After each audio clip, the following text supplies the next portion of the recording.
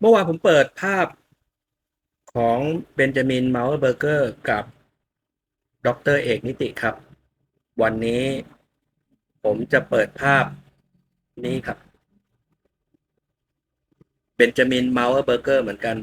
ใส่ชุดลำลองเสื้อยืดสีขาวสบายๆชิลๆคือการแต่งตัวแบบชิลๆแบบนี้นะครับแล้วคนที่อยู่ตรงกลางภาพเพื่อนๆลองดูแล้วกันก็คือคนที่อยู่ในคุกตอนนี้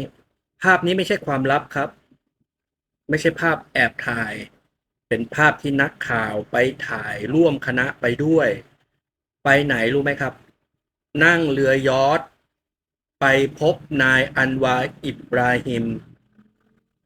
ผู้นำของมาเลเซีย และเพื่อนๆก็เรียบเรียงเรื่องราวทุกอย่างระหว่างไทยเขมรมาเลไทยเขมรมาเลความวุ่นวายบัดซบที่เกิดขึ้น มันตั้งต้นจากภาพแบบนี้